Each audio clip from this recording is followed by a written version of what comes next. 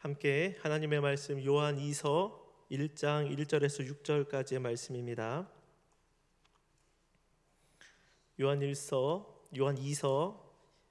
1장 1절에서 6절까지의 말씀. 신약성경 395쪽이 되겠습니다.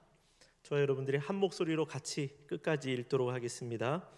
장로인 나는 택하심을 받은 부녀와 그의 자녀들에게 편지하노니 내가 참으로 사랑하는 자요 나뿐 아니라 진리를 아는 모든 자도 그리하는 것은 우리 안에 거하여 영원히 우리와 함께할 진리로 말미암음이로다. 은혜와 긍휼과 평강이 하나님 아버지와 아버지의 아들 예수 그리스도께로부터 진리와 사랑 가운데서 우리와 함께 있으리라. 너희 자녀들 중에 우리가 아버지께 받은 계명대로 진리를 행하는 자를 내가 보니 심히 기쁘도다. 부녀여, 내가 이제 내게 구하노니 서로 사랑하자. 이는 새 계명같이 내게 쓰는 것이 아니요 처음부터 우리가 가진 것이라. 또 사랑은 이것이니 우리가 그 계명을 것이요 계명은 이것이니 너희가 처음부터 들은 바 같이 그 가운데서 행하라 하심이라. 아멘. 오늘 깜짝 놀라셨죠? 네, 우리 주일학교 친구들 선생님하고 앞에서 찬양하고 율동하고 예배 시간 처음을 열어주었는데 너무 좋았습니다. 너무 좋았습니다. 우리 격려의 박수 함께 하면 좋겠습니다. 모두 다 크게 될 것 같아요. 사인을 미리 받아두시길 바랍니다. 오늘 목사님이 너희를 도와주는 거는 설교를 빨리 끝내는 것밖에 없을 것 같다. 진리와 사랑으로 라는 제목으로 하나님의 말씀을 받도록 하겠습니다. 자녀를 사랑하는 부모라면 마땅히 자녀를 지켜냅니다. 요즘에 이제 유튜브 많이 보시죠? 아빠의 초능력, 엄마의 초능력. 그래서 어린 아기가 위험에 처할 때 어떻게 지켜내는지 이런 장면들이 많이 나와 있습니다.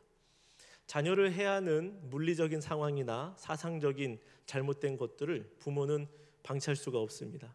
그래서 자녀를 항상 지켜보고 보호해내고 적극적인 대처를 하고 어떨 때는 대신 부모가 나가서 대적하는 그런 일들도 있습니다.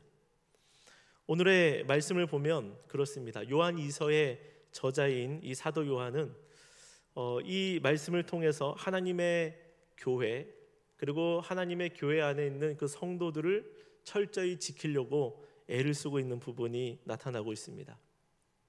진리에 있어서만큼은 절대로 타협이 없어요. 타협하지 않고 끝까지 진리를 붙들고 진리 안에 교회와 성도들이 머물 수 있도록 그는 계속적으로 권면을 하고 있습니다. 그리고 하나님의 자녀들이 그 진리에서 떠나는 일들을 간과하지 않고 있는 것입니다. 요한 2서는 우리에게 익숙한 서신은 아닙니다. 한 장밖에 또 없어서 성경을 자주 또 많이 읽으신 분들 정도 되어야 색인 없이 찾을 수 있는 그런 장이라고 할 수 있습니다. 그러나 이 짧은 편지이지만 여기에는 편지의 형식을 다 담고 있습니다. 이 요한 2서가 기록된 이유는요, 거짓된 진리로부터 사랑하는 교회를 성도를 보호하기 위함입니다. 편지의 형식을 따라 본문의 말씀을 보면 먼저 발신자가 나오죠. 이 발신자에 대한 정보는 이 편지를 읽는 수신자들이 이 글의 내용, 이것을 쓴 이 사람이 이 글의 내용을 어떻게 전달했느냐, 이 글을 어떻게 받아들일 거냐라는 것을 결정하게 됩니다. 우리도 전화를 이렇게 받다 보면 요즘에 발신자 표시가 다 됩니다. 그래서 보고 내 핸드폰에 저장되어 있는 분이라면은 또 우리가 존경하고 있는 분이라면 딱 처음 이렇게 전화를 받을 때부터 톤이 달라집니다. 톤이 올라가고 네 안녕하세요 이렇게 하시죠. 아이들 막 싸우고 혼내키다가도요. 네. 그런데 이 발신자가 걸러지는 이게 수신 차단해야 될 만한 그런 데도 있어요. 의미 없이. 그리고 뭐 들으라고 뭐 가입하라고 이렇게 하면은 그냥 처음에 딱 듣고 네 괜찮습니다 바빠요 하고 이렇게 딱 끊어버립니다. 발신자가 누구냐에 따라서 그 글을 대하는 성도의 태도가 달라집니다. 시대가 발전하면서 커뮤니케이션에 대한 기술들 또 방법들에 대한 연구가 굉장히 많이 있어 왔죠. 어떻게 하면 이 내용이 가감 없이 잘 전달이 되어지느냐에 대한 그런 연구이고, 커뮤니케이션에 대한 것을 전공하는 그런 분들도 많이 있습니다. 이 커뮤니케이션법을 보면 발신자가 있고요, 수신자가 있습니다. 처음엔 굉장히 단순한데 이 사이에 뭐가 끼기 시작하면, 이론이 들어가면 굉장히 복잡해지더라고요. 이 발신자가 수신자에게 어떠한 매체를 가지고 자기의 의도와 자기의 뜻을 전달하는가, 이것이 소통법이라고 할 수 있습니다. 어떤 사람은 방송으로도 하고, 어떤 사람은 편지로도 하고, 전화로 쓰기도 하고, 어떤 사람은 무언으로 자기의 메시지를 전달하기도 합니다. 요즘엔 유튜브 같은 거를 많이 쓰기도 하죠. 요한이서의 저자인 사도 요한은 그런 의도를 가지고 그 당시에 가장 이 방법밖에 없었을 겁니다. 편지를 사용해서 수신자에게 간접적으로 자신의 의도를 전달하고 있습니다. 그런데 중요한 것은 이 사도 요한이 그런 의도로 글을 써서 보냈다고 할지라도 이 결론을 내는 사람, 열매를 맺는 사람은 수신자입니다. 발신자가 아니라. 그 글을 읽고 그 글을 대하고 어떻게 살아가느냐, 내가 그거를 인정하느냐, 내가 그거를 찢어버리느냐, 이거는 전적으로 발신자에게 달려 있는 것이죠. 이 편지에 적혀있는 1차 저자인 이 사도 요한, 성도들이 이 글의 내용이 사도 요한, 사랑의 사도로부터 왔다라는 것을 알 때에 그들은 오 하면서 굉장히 이 편지의 내용을 존중히 여겼을 거라는 말입니다. 1차적인 이 1차 저자인 사도 요한의 그 마음을 헤아리고 인도를 받아들이는가, 그 글을 붙들 것인가는 전적으로 우리에게 달려 있습니다. 사도 요한보다 앞선 저자가 있죠. 그 저자는 다름 아닌 하나님이십니다. 하나님께서 오늘날 이 말씀을 저와 여러분들에게 주신 것입니다. 그러므로 하나님의 의도와 하나님의 뜻이 사도 요한을 통해서, 또 사도 요한의 편지글을 통해서 전달이 되어졌고, 그 전달된 것을 우리가 또 오늘날 보고 있는 것입니다. 그렇다면 이 말씀의 결론을 맺는 사람들은 바로 저와 여러분들입니다. 우리가 이것을 통해서 열매를 맺느냐, 이것을 통해서 교회를 잘 지키느냐, 이것을 통해서 우리가 진리 위에 거하느냐, 전적인 우리의 역할입니다. 이것이 왜 중요하냐면 요한 이서가 기록된 그 시기의 상황이 지금 저와 여러분들이 살고 있는 이 시대의 거울이 되기 때문에 그렇습니다. 어쩌면 우리의 시대가 사도 요한이 염려했던 이 수신자들의 상황보다 더 심할 수 있습니다. 세상은 갈수록 좋아지는 게 아니더라고요. 갈수록 타락해지고 갈수록 부패해져 가고 있는 것이 이 세상의 모습인 것 같습니다. 가만히 물건을 두면 갈수록 좋아지지 않죠. 물건이 갈수록 상하고 안 쓰면 더 빨리 망가지는 게 이 세상에 있는 물건의 특징입니다. 시대도 마찬가지예요. 예전에 그런 염려가 있지만 세상이 지나면서 더 좋아져 가는 것이 아니라 점점 갈수록 타락해져 가는 것이 우리가 살아가고 있는 이 세상의 모습이라 할 수 있습니다. 사도 요한은요, 자신을 장로라고 1절에서 소개하고 있습니다. 그렇게 표현하고 있는 이유는 그가 이제는 나이가 꽤 들었고 남들을 지도할 수 있는 위치에 서 있기 때문입니다. 그는 교회의 지도자로서 예수 그리스도의 가르침으로 성도를 교훈하는 자리 가운데 서 있게 됩니다. 다시 말해서 그에게는 권위가 있습니다. 처음부터 사도 요한이 그랬던 것은 아니죠. 처음에 그도 아무것도 몰랐던 그런 예수님의 제자였을 뿐입니다. 예수님의 사랑받는 사람이었고 그 과정 가운데 그가 장성해 나아간 것입니다. 마찬가지로 우리도 처음에는 믿음에 연약한 그런 자리 가운데 있지만 시간이 지나가면서 하나님께서 우리를 가르치시고 그 말씀이 우리 가운데 담겨지면서 어느 순간에 영적인 영향을 발휘하는 그런 자리에 저와 여러분들이 서게 된다는 말입니다. 그때에 우리가 누군가에게 영향을 주는 리더의 자리, 교회나 가정이나 어떤 자리에나 그 자리에 서 있을 때에 저와 여러분들은 어떤 자가 되어야 하느냐? 진리를 지키는 수호자로서 서 나가야 한다는 말씀입니다. 이 수신자는요, 그 다음으로 수신자는 부녀와 그의 자녀로 나옵니다. 장로가 그의 부녀와 자녀들에게 이 편지를 보내고 있습니다. 이 말씀을 얼핏 보면 여성들이 수신자이구나. 우리 어린아이들, 여기 있는 친구들처럼 어린아이들이 이 말씀의 수신자이구나라고 생각을 할 수 있습니다.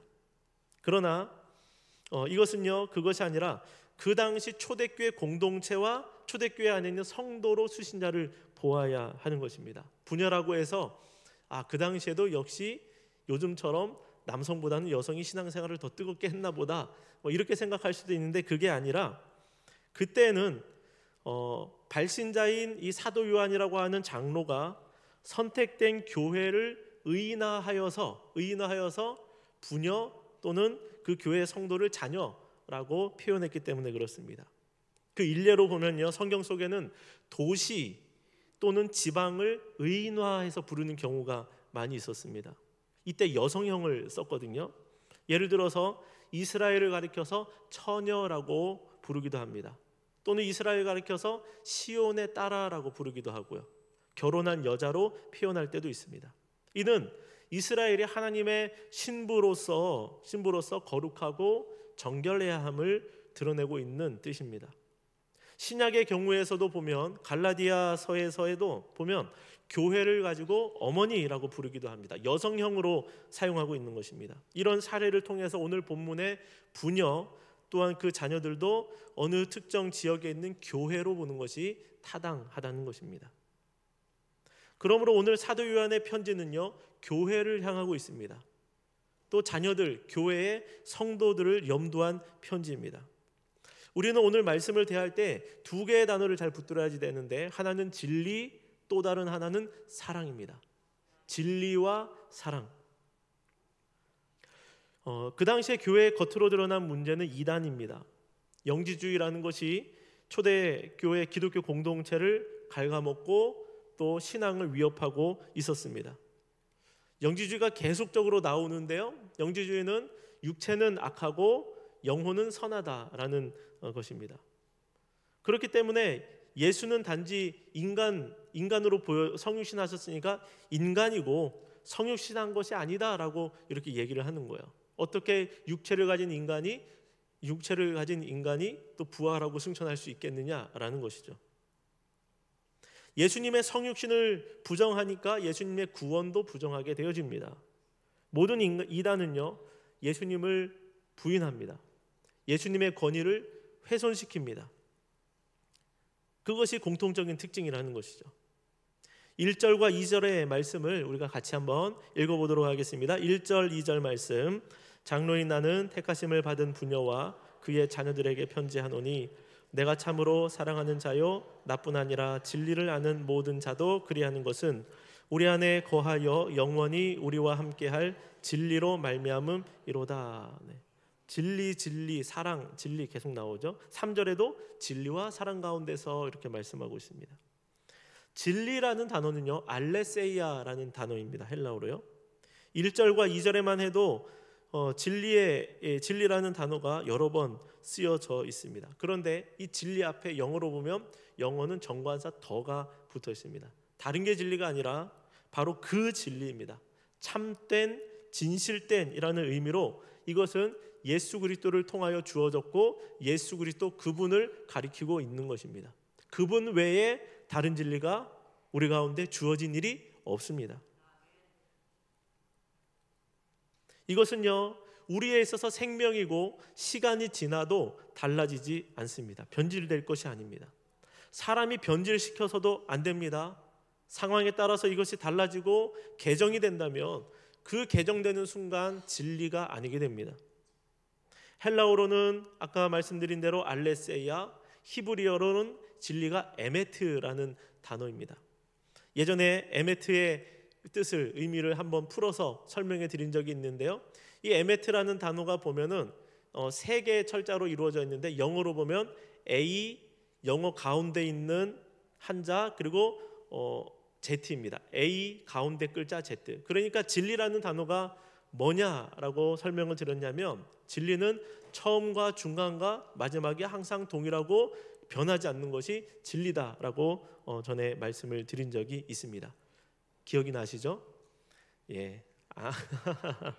네, 기억이 나는 것처럼 이렇게 이렇게 하시면 됩니다. 네. 그게 진리입니다. 변하지 않는 것입니다. 흔들리는 세상 가운데 우리가 진리를 붙들어야 하는 이유는 우리가 그 가운데서 흔들려 파산하지 않기 위함입니다. 하나님의 진리의 말씀을 붙들고 진리 대신 예수 그리스도 위에 서 있을 때에 저희들은 요동하지 않게 되는 것입니다. 때에 따라서, 환경에 따라서, 상황에 따라서 우리의 마음이 이랬다 저랬다 가는 것이 아니라 진리 가운데 버티고 있을 때에 저와 여러분들의 마음도 굳세게 서 있게 되어집니다. 저희가 살아가고 있는 이 시대를 포스트 모던 시대라고 합니다. 다원주의 시대라고도 합니다. 다원주의가 뭐냐면 어디로 가도 로마로 가기만 하면 된다. 이게 다원주의입니다. 그러나 우리 기독교는 이 길로만 가야 로마에 간다라는 것이죠. 물론 눈에 보이는 이 땅의 세상의 길은 다른 길로 통해서 갈 수가 있지만 구원에 이르는 길은 다양하게 펼쳐져 있지 않습니다. 오직 예수 그리스도를 통해서만 하나님의 구원에 들어갈 수 있습니다. 포스트 모던 사회, 저와 여러분들이 살아가고 있는 이 시대의 가장 큰 특징이 무엇이냐면 그거는 회색 지대입니다. 검정색도 아니고 흰색도 아닙니다. 이 두 가지가 섞여 있는 회색 지대입니다. 회색 지대에 거하면서 이렇게 하기도 좋고 저렇게 하기도 좋고 이것도 진리라고 말하고 저것도 진리라고 말하는 시대가 되어 버렸습니다. 제가 적어도 초등학교 다닐 때는 이 친구들만한 그 나이일 때는 다 이렇게 이 길이 맞다라고 하면 다들 공감을 한 시대였습니다. 그런데 지금 어떻게 됐습니까? 이게 맞다라고 얘기하는데 아니다, 아닐 수도 있다라고 얘기하는 세상이 되어버리지 않았습니까? 우리가 알았던 진리에 대한 부분들이 지금 얼마나 많이 훼손되어져 가고 있는지 모릅니다. 제3의 성을 말하기도 하고 요즘 자녀들이 교육받는 그 학교의 상황은요 정말 위험스러운 상황이라는 것입니다. 진리가 모호한 시대입니다. 편한 것을 찾습니다. 나에게 유리한 것을 순간순간 선택하며 살아갑니다. 이런 시대의 특징이 무엇인 줄 아십니까? 사람을 신격화하기 시작합니다. 신흥 종교가 일어납니다. 당신도 신이 될 수 있다. 당신도 당신이 좋아하는 것을 통해 신의 자리에 올라갈 수 있다라고 말을 합니다. 그것을 통해서 인간의 한계를 넘어서려고 합니다. 헛된 것이죠. 우리나라에만 무속인들 숫자만 45만 명, 그리고 점점 증가한다고 합니다. 무속인 협회에 등록되지 않은 비공인들, 역술인까지 합치면 많게는 100만 정도로 추정한다고 합니다. 어마어마한 숫자입니다. 점점 갈수록 영적인 것을 사람들이 추구하고 있는데 헛된 영적인 것들을 따라 사람들이 가고 있습니다. 세상이 흔들립니다. 기준이 사라져가고 있습니다. 하나님께서 우리에게 메시지를 계속적으로 보내고 계시는데 내가 유일한 하나님이고 너희는 나에게 와야 구원을 받을 수 있다라고 우리에게 그 아들 예수 그리스도를 통하여서 수많은 저자를 통하여서 저와 여러분들에게 말씀해 주셨는데 그 사이에 노이즈가 껴버리는 거예요. 커뮤니케이션에서 노이즈의 문제가 심각하거든요. 노이즈가 낍니다. 잡음이 섞이는 거예요. 여기서 R을 했는데 노이즈가 발생하니까 여기는 E로 들리는 겁니다. 하나님의 말씀에서 결국 눈을 떼게 만들고 세상 가운데서의 그 즐거움을 찾도록 합니다. 진리를 붙들어라라고 얘기를 하죠. 그러면서 그들은 뭐라고 말합니까? 세상은 이것도 같이 가라. 진리를 붙들고 세상도 같이 즐기면서 가라 라고 이야기를 하고 있습니다. 우리는 이 부분에 있어서 일말의 타협도 없어야 할 줄로 믿습니다. 그것이 나를 지키는 것이고 우리의 자녀를 지키는 것이고 우리의 가정을, 교회를 지키는 일입니다. 하나님 앞에 갔을 때에, 하나님 앞에 설 때에 가장 칭찬받을 수 있는 상황이 무엇일까요? 말씀대로만 살아가면 그게 가장 큰 칭찬받지 않을까요? 우리가 그것을 내 마음대로 생각하고 판단해서 이렇게 하고 저렇게 좀 바꿔서 해보고 이렇게 해도 되겠지, 이게 아니라 그냥 아버지께서 우리에게 주신 그 말씀 그대로 그냥 그거 있는 사실로 믿고 그대로 행하려고 애를 쓰고 노력하며 살아가면 이것이 하나님 앞에 갈 때 가장 많이 칭찬받는 것이라 생각이 됩니다. 이 시대의 많은 사람들은요, 또 세상은 성경이 시대에 뒤처졌다라고 말을 합니다.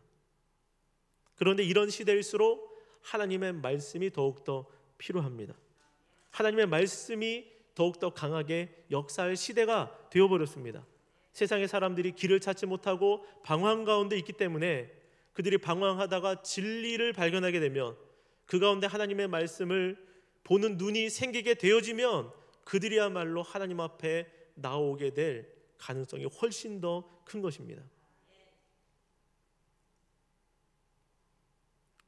신약 성경에 진리, 알레세이아라는 이 진리라는 단어가 약 109회 정도 사용되었습니다. 109번. 그런데 이 진리라는 단어가 그 중에 사도 요한의 책에만 45번 쓰여졌습니다. 거의 절반 비슷하게 사도 요한이 진리라는 말을 계속 쓰고 있습니다. 사도 요한은 우리가 잘 알고 있듯이 그 별명이 있어요. 그 별명이 무엇이죠? 사랑의 사도입니다. 사랑의 사도. 사랑과 연결되어지는 단어는요, 용납과 포용입니다. 그런데 이 용납과 포용의 단어인 사랑을 그렇게 충분히 가지고 있고 사랑의 사도로 별명이 이름 붙은 그 사도 요한이 진리라는 단어를 45번이나 신약 성경의 거의 절반 정도를 본인이 쓰고 있다는 사실입니다. 우리가 분명히 알아야 할 것이 무엇입니까? 사랑하는 것과 진리를 지키는 것은 같이 가는 겁니다. 사랑하기 위해서, 사랑한다는 명목에서 진리를 무시하고 법도를 무시한다면 그것은 사랑이 아닙니다. 사랑한다면 오히려 견고하게 진리를 지키도록 돕고 진리 안에 거하도록 인도해 가야 되는 것이죠. 이것이야말로 진짜 사랑입니다. 나중에 더 잘 되는 길인 것입니다. 이것은 사랑이 어떤 것인지를 사도 요한이 우리에게 너무나 잘 알려주고 있는 부분입니다. 가장 먼저는 나에게 적용해야 되죠. 우리는 나에 대해서 너무나 관대할 때가 많이 있습니다. 타인에 대해서는 칼 같으면서도 나에 대해서는 그럴 수도 있지, 이런 마음을 많이 가지는 것입니다. 사랑과 진리는 반비례하는 것이 아닙니다. 내가 나를 사랑한다는 것은 무조건 관용하는 것이 아니라 내가 진리 가운데 서도록 하는 것이 나를 사랑하는 자의 모습입니다. 나를 사랑하지 않는 사람은 진리 안에 서 있지 않습니다. 진리 안에 나를 세우려고 하지 않습니다. 나를 사랑한다고 해서 무조건 용납하려고 하는데 그것은 절대로 사랑이 아닙니다.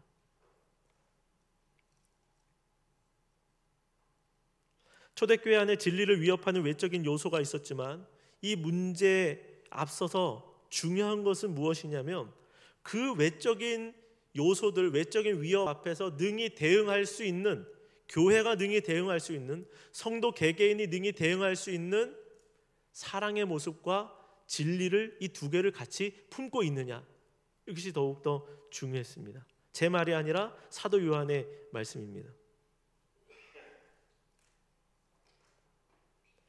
5절과 6절의 말씀을 함께 보도록 하겠습니다. 제가 읽어드리겠습니다. 부녀여, 내가 이제 너에게 구하노니 서로 사랑하자. 이는 새 계명같이 너에게 쓰는 것이 아니요 처음부터 우리가 가진 것이라. 또 사랑은 이것이니 우리가 그 계명을 따라 행하는 것이요 계명은 이것이니 너희가 처음부터 들은 바와 같이 그 가운데서 행하라 하심이라. 아멘. 사랑이 없고 진리만 강조되면 어떻게 하겠습니까? 삭막하겠죠. 법이요 법법만 나옵니다. 냉랭합니다. 두렵죠. 모든 것을 생활하는 게 동기가 두려움에서 벌받지 않으려고 하는 동기가 되어집니다. 자발적으로 동참해서 얻는 기쁨이 없는 것입니다. 억지로의 삶입니다. 반대로 진리가 없고 사랑만 있으면 어떻게 되겠습니까? 물론 따뜻하겠죠. 재미도 있겠죠. 허물이 가려지는 것 같습니다. 그러나 냉정히 보면 신앙의 성숙은 없을 것입니다. 기준은 다 무너져 버립니다. 진리는 예수님의 가르침이고요, 사랑은 예수님의 삶이라고 할 수 있습니다. 진리는 사랑으로 표현되어지게 되어 있습니다. 가정 안에서 우리가 자녀를 양육하는 것도 그렇습니다. 우리의 가르침이 전달되지 않는 이유 중에 하나는 원칙만 부각해서가 아닐까? 원칙만 계속 알려주기 때문은 아닐까? 사랑은 삶인데, 사랑은 드러나는 것인데 이 사랑을 우리가 보여줄 필요가 있다는 말입니다. 자녀들에게도 진리와 사랑이 필요합니다. 하나님의 말씀으로 양육되고 사랑 가운데 그들이 거하는 법을 알아야 되고 사랑을 느껴야 됩니다. 하나님의 사랑을 우리 친구들이 만나야 됩니다. 목장도 마찬가지죠. 사랑이 목장 가운데 필요합니다. 물론 교제만 넘치면 인본주의적인 모임이 되어버릴 것입니다. 영적인 성숙이 없겠죠. 반대로 진리만 강조되면 불편해질 것입니다. 죄책감에 젖어드는 그런 모임이 될 것입니다. 균형 필요합니다. 진리와 사랑이 적절히 균형을 가지고 있어야지 됩니다. 저와 여러분들의 삶 가운데도 이 두 가지가 넘치기를 원합니다. 진리가 사랑을 통해서 전달되기를 소망합니다. 우리의 의견이 아무리 옳아도 그 의견을 내놓기 전에 누군가에게 나의 이야기를 하게 될 때에 기도하십시오. 사랑으로 이 이야기를 전할 수 있도록 기도하시기를 바랍니다. 사랑의 마음을 부어달라고 해야지 됩니다. 같은 상황, 같은 말이어도 결과가 매우 다를 수 있습니다.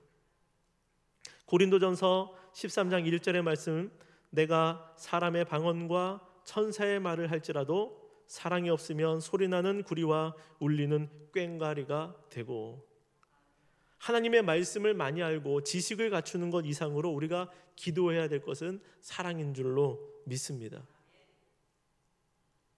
지금 우리 주변, 우리 공동체, 이 나라의 문제는 똑똑한 사람이 없어서의 문제가 아니라 사랑을 품은 자가 없기 때문은 아닐까요? 교회도 사랑할 줄 아는 자가 넘쳐야 할 줄로 믿습니다. 진리를 붙들고 이때 진리를 사랑으로 표현하는 우리 양해문교회가 되어져야 하겠습니다. 저와 교육자를 위해서도 기도하십시오. 사랑으로 설교하고 사랑으로 성도를 대할 수 있도록.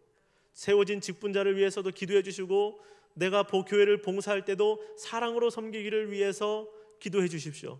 내가 대표 기도를 해도, 내가 회장의 자리 가운데 있어도, 어떤 봉사를 해도, 청소를 해도, 설거지를 해도 이 모든 가운데 사랑으로 행할 수 있는 우리의 삶이 되기를 위해서 기도하기를 원합니다. 적용을 위해서 질문을 드리겠습니다. 시소를 우리가 타잖아요. 시소처럼 진리와 사랑의 균형을 여러분 맞춰가고 계십니까? 아니면 하나에 치우쳐서 한쪽으로 쏠려 있어서 한쪽을 놓치고 있진 않으신가요? 또 하나의 질문을 드립니다.